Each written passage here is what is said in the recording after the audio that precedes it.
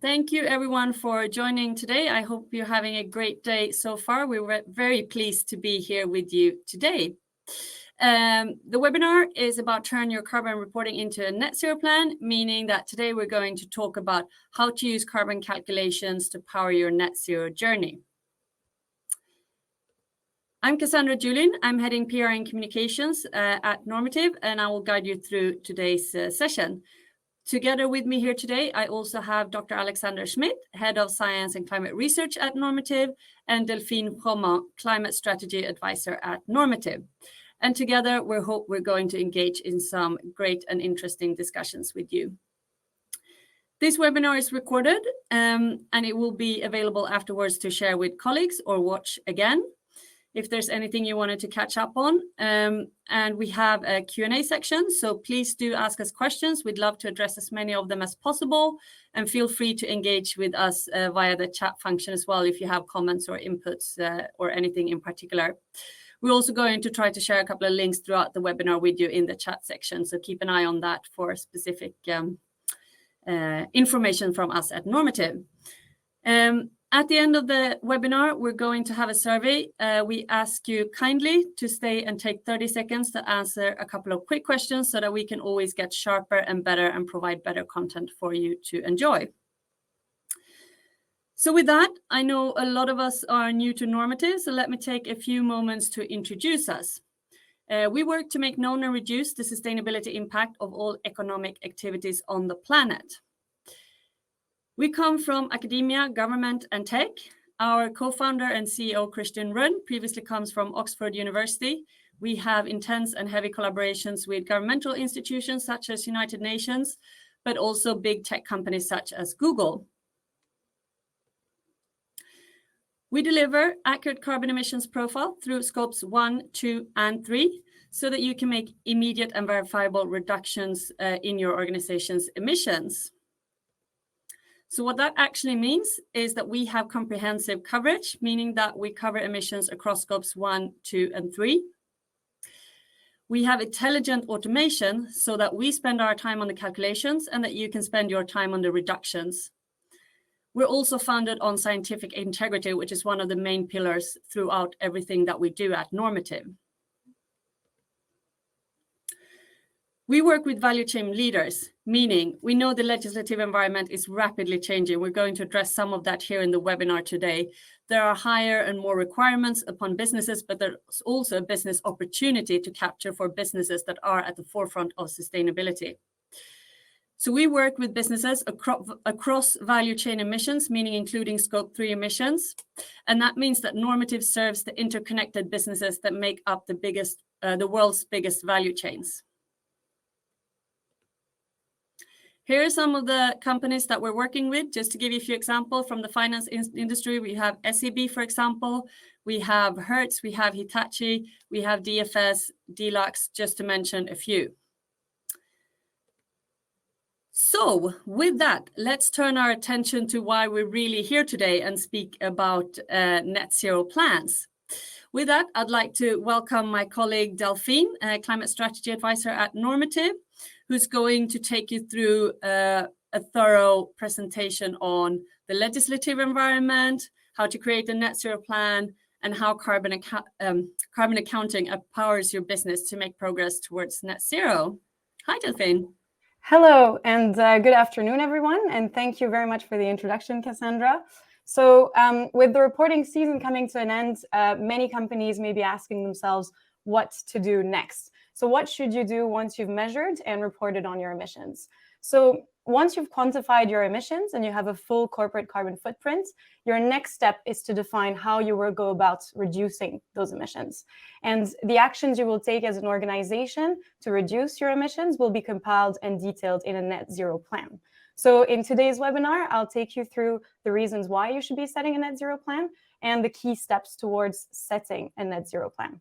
So first, I've said net zero plan many, many times now. You might be wondering what that is exactly. And net zero means reaching a state when man-made emissions and removals and sinks of greenhouse gases are in balance, so that overall the global warming becomes stable. So as the graph indicates, you can see that emissions are first reduced and the residual parts that we have already emitted is balanced out by carbon removals. Therefore, to develop a net zero plan entails developing a strategy to reach net zero as a company. So why would you set a net zero plan? Well, the main driver for setting a net zero plan, apart from obviously mitigating your emissions, is to ensure that you are compliant with current and upcoming legislation. And currently in the EU, the upcoming Corporate Sustainability Reporting Directive, or the CSRD as it's called, will require eligible companies to issue annual sustainability reports.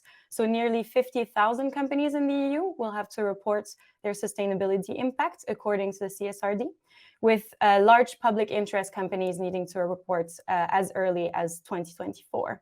And in their reports, companies will disclose their greenhouse gas emissions, of course, but they will also be asked to mention their net zero targets, as well as their transition plan towards reaching these targets. Meanwhile, in the UK, the SECR, or the Streamlined Energy and Carbon Reporting, was introduced in 2019, and it applies to all large UK businesses with roughly the same application conditions as in the EU for the CSRD. And part of the requirements of SECR is to report on the actions businesses are taking to increase energy efficiency. And in the US, the Securities and Exchange Commission, SEC, recently unveiled a proposal to report requirements that would, for reporting requirements that would apply to all companies that are publicly traded in the US.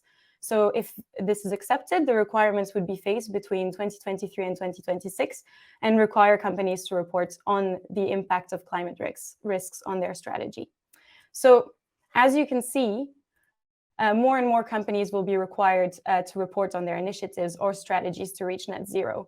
So in the next few slides, I'll take you through the main steps towards developing your company's net zero plan. And with any good net zero plan, it all starts with the foundation, which is your greenhouse gas emissions inventory, because that lays the foundation and the baseline for your net zero journey. Therefore, it's really important that you have a comprehensive and accurate greenhouse gas emissions inventory that estimates your emissions as accurately as possible in order to develop correct reduction initiatives. So what does a comprehensive and accurate greenhouse gas emissions inventory actually mean? That means you need to cover all the relevant scopes and categories that fall within the boundary of your organization, but also that you assess that your inventory is fully assessed through accurate and high quality data. And high quality data, what I mean by that is data that allows you to actually track reduction as well. So for example, if you assess your scope 3 through only on spend data, it allows you to, of course, measure your emissions, but reducing those would require you to spend less, which is obviously not what we want to do, or not in the interest of your company. So moving towards activity data or supplier-specific data, which quantifies your business activities through amounts consumed, for example, will allow you to track reduction actions that can really decouple your emissions from your growing business activities. So having such an inventory is, of course, an iterative process. And you have to enhance your data quality year on year when reporting, and develop the right processes to ensure that the required data is tracked throughout your organization. And this is something, of course, that we help very much our clients with. All right.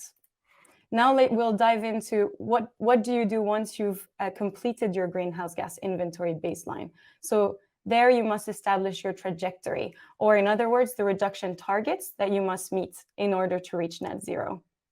And so how do you go about setting those targets? Let me take you through that. So the UN Race to Zero is a global campaign that rallies leadership and support from businesses in order to accelerate the transition to a net zero economy by 2050. It is in line with the Paris Agreement's goal of limiting global warming to 1.5 degrees above pre-industrial levels. And to join the Race to Zero campaign, you simply have to commit to one of their partner initiatives, some of which are actually visible in this slide. And these initiatives will provide you with the technical guidance to be able to set targets in order to reduce your emissions by half by 2030 and to reach net zero by 2050. And as you can see on the slides, different partner initiatives, you can commit to different partner initiatives based on how big of a company you are. So if you are less than 500 employees, you would subscribe to different initiatives than if you are more than 500 employees. So once you've set your targets, you can start looking into reducing your emissions. So these targets need to be translated into milestones or reduction initiatives in order to be achieved. And these initiatives will be enacted at different levels of your organization in order to be achievable. So you may be asking yourself, how do you go about defining reduction initiatives? Well, to develop your reduction initiatives, it requires really diving into your greenhouse gas inventory and analyzing how and prioritizing reduction areas. So the way we would usually go about it is to prioritize reduction areas that can most easily be reduced. So ones that you have most influence over as an organization, as well as areas where reduction will have the most impact, right? Because what we're trying to do is to achieve your targets as easily and as fast as possible. So maybe to give you a bit of a concrete example, at Normative, we have developed a sustainability policy that identifies some of our top line reduction initiatives. So to reduce emissions from purchased energy, for example, we only choose offices in energy efficient buildings and where renewable electricity is available. And when we have internal events, we can only expense or purchase vegan food that has a lower footprint. But even to reduce our scope 3 value chain emissions in business travel, for example, we only use flights for trips that are longer than 6 hours. Otherwise, we travel by train. So these are just some top line initiatives that we take at Normative, and it can give you an example of the sorts of initiatives that can curb your emissions in various parts of your greenhouse gas inventory. So, however, there's reducing emissions in general and reducing emissions stemming from your value chain. And that's where it gets a bit more complicated, or even more complicated maybe, because emissions in your value chains are emissions that fall in your scope 3. And for example, you can think about emissions from purchased goods and services, and it can be more complicated to reduce these emissions as you might not, as an organization, have much influence over these emissions. So what does that require? It requires you to engage with your suppliers in order to reduce emissions in those categories. And why should you engage with your suppliers? Well, reduction in your value chain, reducing your value chain emissions entails capturing your suppliers' carbon accounting and reduction efforts in order to reduce your own emissions. So to do so, it's important that you prioritize suppliers that you should engage with, and by analyzing which suppliers have the most emissions reduction potential, and you decide on a strategy to engage with them. And the strategy would usually be defined on their level of maturity in terms of carbon accounting and their reduction journeys. Therefore, engaging with them requires really defining where they are in their level of maturity and how you could go about engaging with them so that they actually start reducing their reduction journey. It's important to communicate with them your strategy and your expectations, but also to support your suppliers with the relevant know-how, as well as your procurement team who actually selects those suppliers, helping them in defining guidelines to be able to source the right kinds of suppliers or to request the right kind of documentation or based on your expectations from your strategy. And finally, you must monitor their progress over time in order to capture their progress within your greenhouse gas inventory. So essentially, the more you engage with your suppliers, the more you can monitor their progress, the more you can capture their reduction within your greenhouse gas inventory yourself. And that allows you to actually reach your own targets as well. So once you have completed all these steps and laid the foundation for your net zero plan, it's important to iteratively adjust the plan depending on its results. So to do so, you must monitor and evaluate the effect of your reduction initiatives, as well as of your value chain engagement against your targets. So what you do is you track progress over time of your reduction initiatives by continuously measuring your greenhouse gas emissions and reporting them. and you can then track how they are in line with the targets that you have set.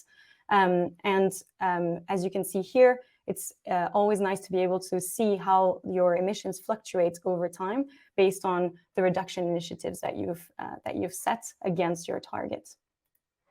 But what do you do once you've reduced your emissions as much as possible? Well, the final step of your net zero journey would be to look at climate investing. And at Normative, we usually advise our clients to go for high quality climate investments that are permanent carbon offsets and that involve higher or more technology to ensure that carbon is removed for more than 100 years. These are usually more expensive than off-the-shelf offsets, but they are qualified and they are valid according to the greenhouse gas protocol. All right. So in this webinar, I quickly took you over the main steps towards setting your company's net zero plan by having a complete greenhouse gas inventory, setting targets, defining reduction initiatives, engaging with your value chain.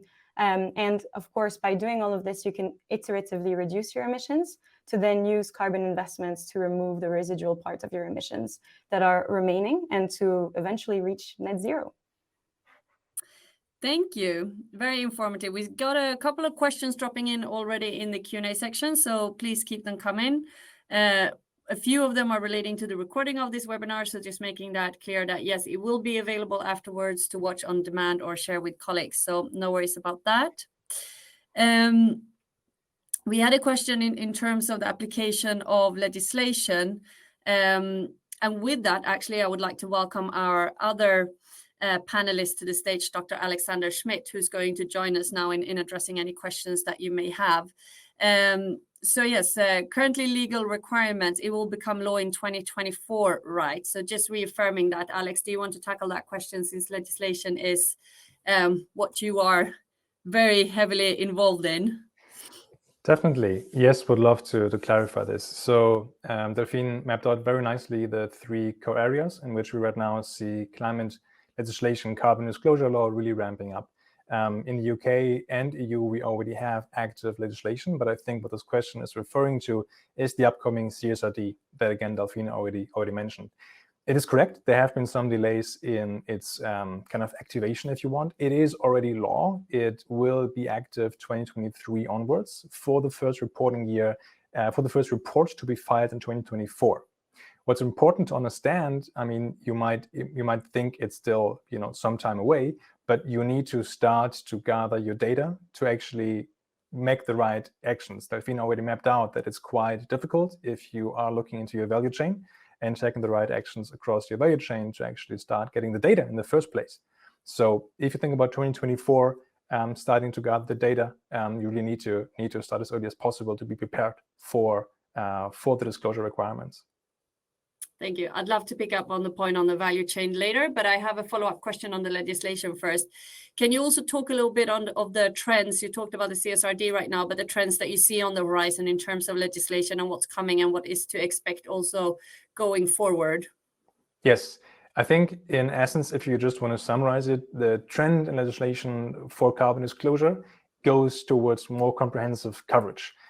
We've seen right now most of the legislations tackle your own emissions in scope 1 and scope 2. So where you have a reasonable degree of control over, you can switch your energy sources, for example, switch the fuel for your vehicles. Those are all scope 1, scope 2 actions. Again, a few of which Delphine already mapped out very nicely there.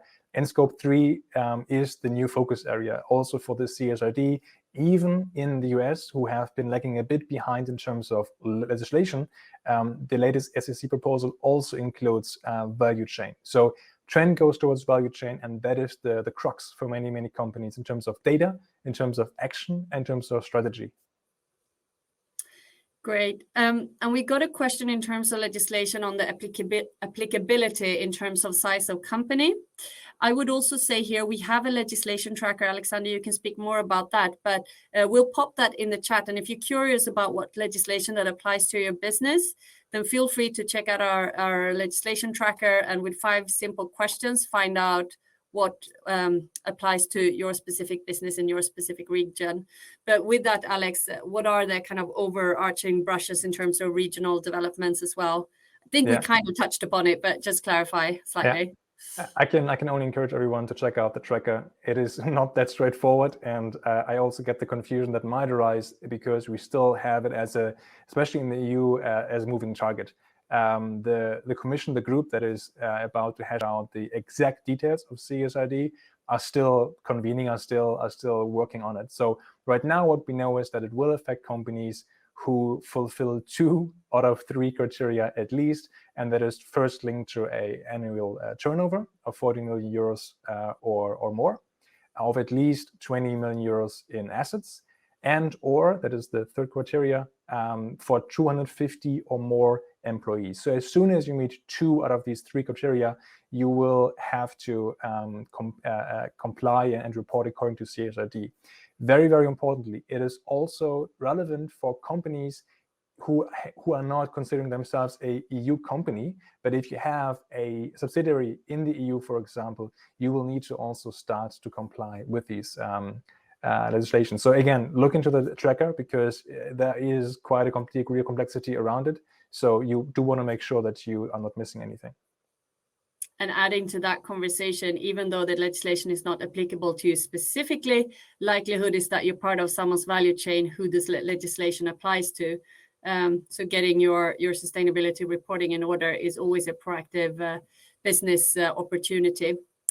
Delphine, zooming back to you, can you talk a little bit more about how you worked with normative customers? I know you can't mention them specifically, but in a general stroke, how you worked with them and their net zero plans and kind of your takeaways and learning from that.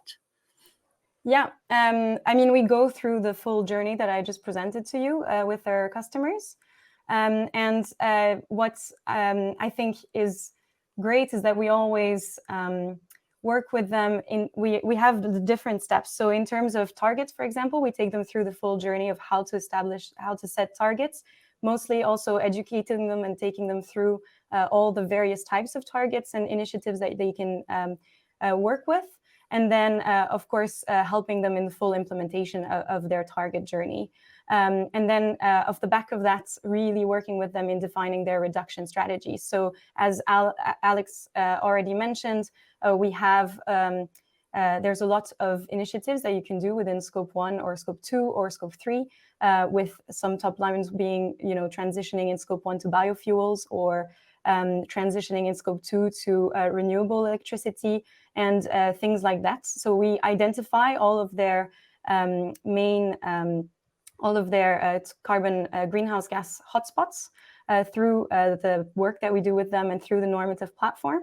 And then we define what would be the best journey and the most effective journey towards reducing their emissions in as fast as possible to reach their targets in time. I think one of the things that is really nice to see is the involvement of different members of their organization in this process, especially when we talk about value chain engagement, where you have to involve really not only the main stakeholders that work with sustainability or with carbon accounting in the organization, but also working with the procurement team, for example, to define the right systems, the right data collection, and to engage with suppliers. And what we often do is we deliver workshops with the company's suppliers, and that's always really nice to then get the chance to educate together with our clients, the suppliers, to ensure that they understand not only the expectations on them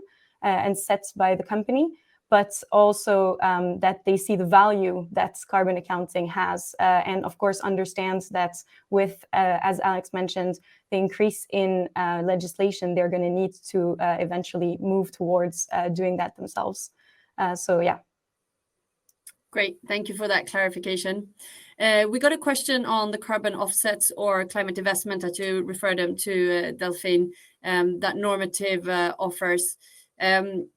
Can you give a sense of the highest and lowest price per ton? I know this is a very specific question, and perhaps this is more suitable for a one-to-one meeting because I assume there's more to understand. But you talked a little bit about price. That that it's going to cost more to invest in long-term solutions that have a long-term impact.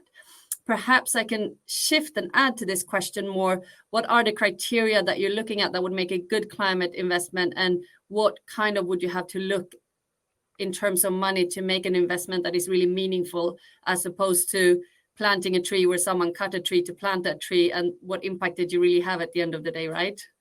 Yeah, very, very, very good question. And as you say, Cassandra, definitely something that we take more, that we would take more one-to-one. Of course, part of our offering is to provide our clients with a full portfolio of investment initiatives that they can obviously take part in. And it's very hard to put a cost on these kinds of initiatives. So I wouldn't dare to mention something off the bat right here. But I would say definitely, if it's something you're interested in, that's definitely something to reach out to us for. And what I mentioned in terms of being compliant with the greenhouse gas protocol, so there's different sets of qualities that are looked for in different types of investments, such as additionality, permanence, double counting, and leakage. I won't go into depth into all of them, but of course, the main factor is that you shouldn't be double counting the kind of reduction initiatives that are out there, and very often with more off-the-shelf offsets that are quite readily available these days. It very often happens that reduction is double accounted by two organizations. So this is why we really would advise our clients to be cautious about the kind of investments that they make, and why we try to guide them as best as possible with a real portfolio offering where we go in depth into the various initiatives that they can look into. Thank you. And if you have more specific questions for the person that asked this in terms of the offsets, then we'd be happy to take the conversation with you. So feel free to reach out, and when understanding the background, we can give a better, more specific answer to the question. But that is great insight. I'd like to follow up. There's a question here in terms of how far we go when calculating Scope 3 emissions. And I'd like to link that to a question that I have myself in terms of accuracy, and how we work with the different data types available, primary data and secondary data, and when are we accurate enough to get a net zero plan, and how do we work to ensure that accuracy, especially in the Scope 3 emissions, the value chain emissions? So we'd like to take that, Alex. Perhaps that one's for you. Yes, no, definitely. One other thought I have, maybe also to set the scene right for this whole conversation around the accuracy of calculations, and also ultimately the removal part that Finn was alluding to. Let's re-emphasize again, because we talk about here net zero plans, it's super important that we get the terms right. So when we talk about net zero plan, it means for us first reduction. It does not at all suffice. I think I saw a question popping up that was kind of adjacent to this. We first reduce always, and then it's only about the residual part that is just very, very difficult to entirely reduce. So the last 10%, if you want, where we would actually really engage with recommending deep removals there. So let's not confuse this, reduction always comes first. But in order to reduce, and that's now to the question more, you need to have first the oversight. You need to know actually where you want to go here. We see way too many net zero pledges, net zero targets that are based on very fragile grounds. So they have not fully, oftentimes have not fully assessed the carbon inventory. So it's important that you are accurate in your counting. It does not mean that you need to get to a idealistic, perfect stage before you can actually start taking action. I mean, again, Delphine mentioned a few of these actions. They seem very straightforward and honestly things that most companies will likely have to do, like energy sources, switch to renewable energy, etc. So those actions are quite straightforward. But then where the accuracy comes in is you need to always be as accurate as you can get given your current situation, given your current data points. So when you only have, for example, spend data across your Scope 3, that is okay as a starting point, because you then can identify your hotspots as soon as you, or as long as you are as accurate as you can get with the spend data. You don't want to stay on spend, obviously. You want, especially in Scope 3, engage suppliers and go more towards ideally primary data of the suppliers.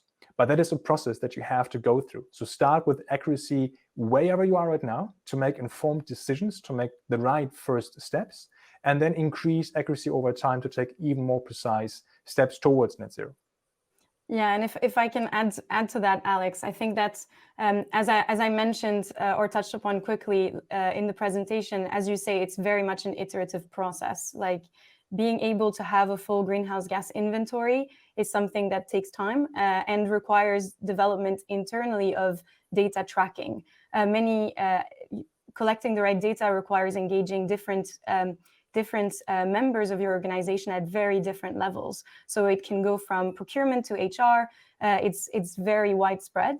And so understanding the gaps that you have, especially, for example, in scope 3, this is something we work a lot with our clients on, is every time we do deliver an inventory, we highlight where the gaps are still missing and what data we would need to capture to be able to assess those gaps. And that includes also engaging with different members of their organization to make them understand the value of capturing that data, so that then these processes can be developed and established. So that's year on year, or whatever cadence that our clients want to report on or collect data on, that we make sure that this has been implemented.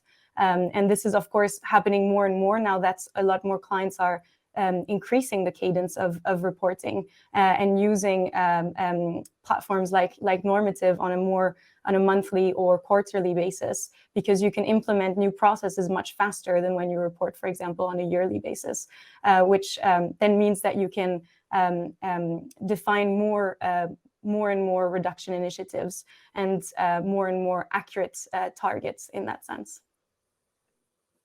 Great addition. Thank you for sharing that. We have a question here also on why scope 3 is often not taken into account. And I guess that's really a question for the businesses themselves. But Alex, from like a regulatory policy perspective, why is scope 3 often left out, and why, I'm assuming your opinion, does it have to be included? You assume right there. So definitely, I mean, we definitely see that without scope 3, you won't get to true net zero. You really won't get far. I mean, I can't really speak to why policy decision makers haven't made this step across the board yet. But and I said it before, what we do see as a trend, we're moving there.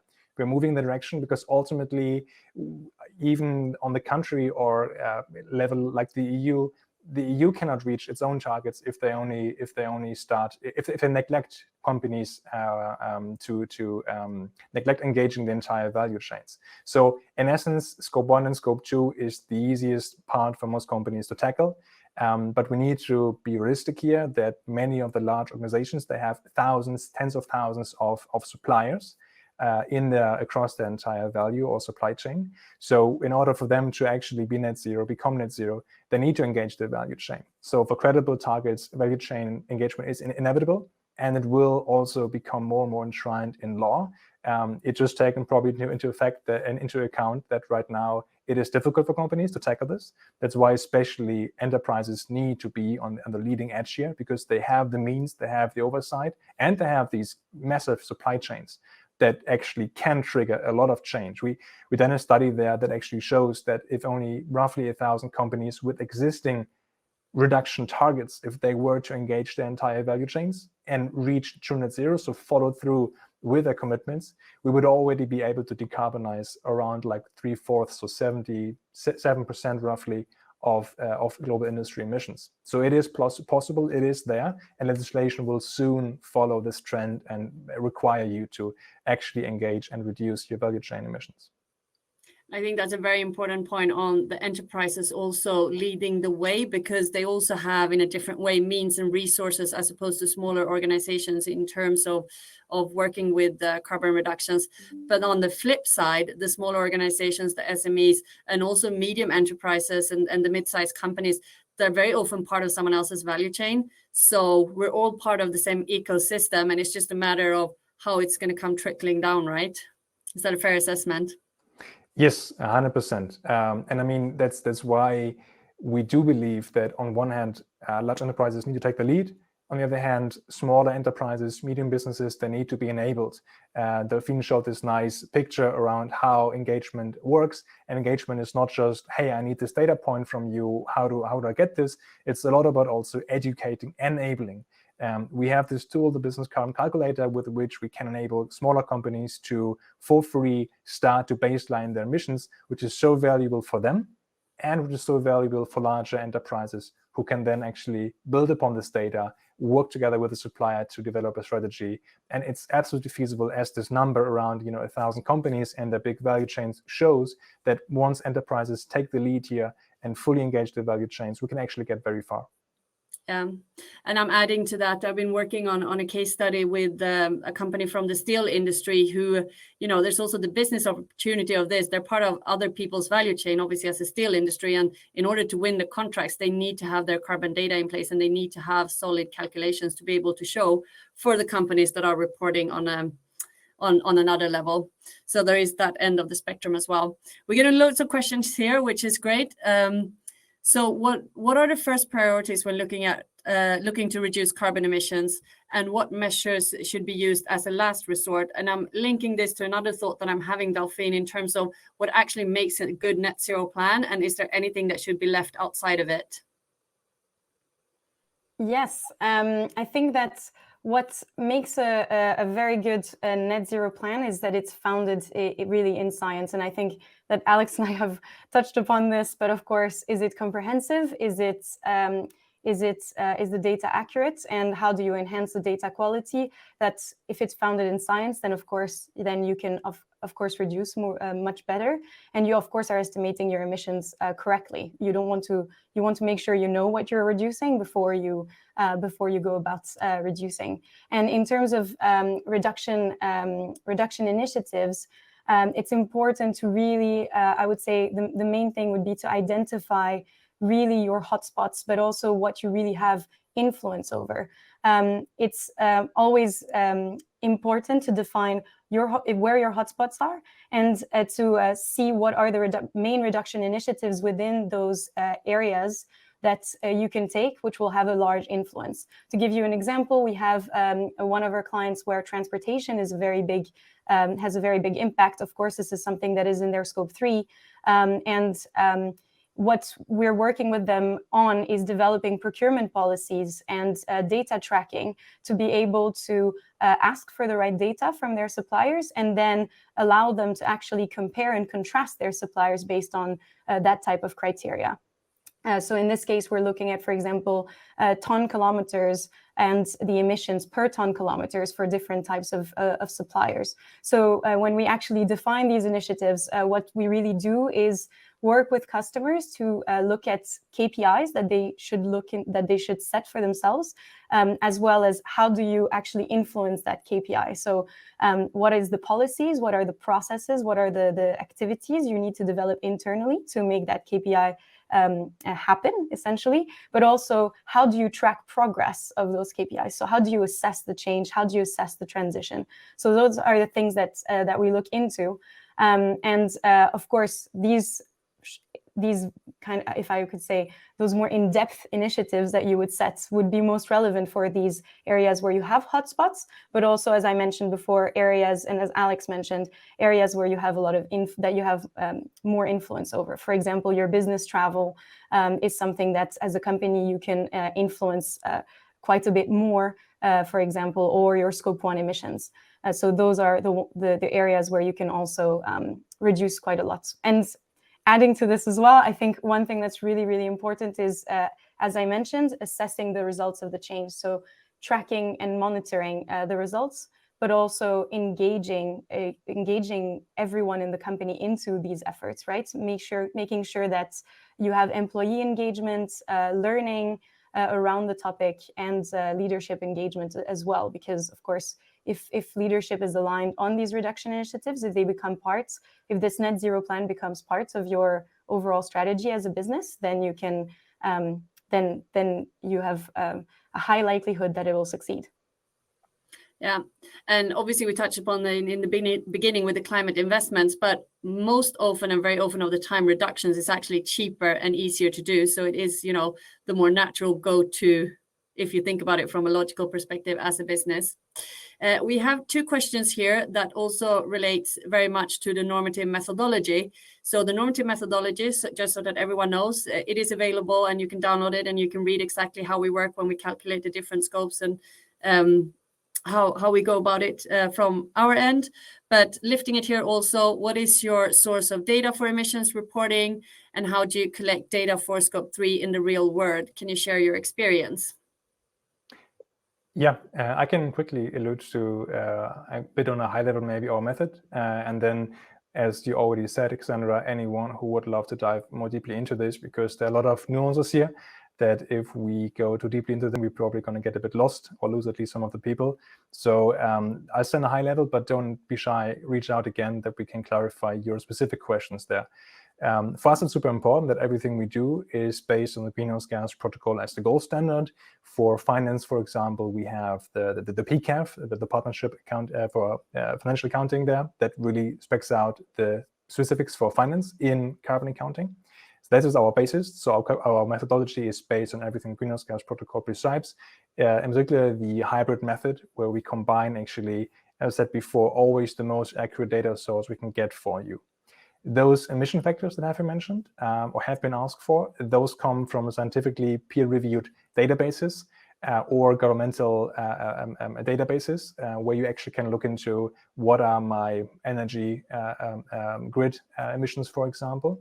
Those are always being reviewed, being updated frequently, and of course we constantly screen the market for new and improved and more granular emission factors over time. So that's on a very high level. We have, of course, for all different categories like food or transportation that Delphine mentioned, different sources, and we are happy to go into detail here. But again, this is then quite detailed, so happy to dive into this with anyone who has more questions afterwards.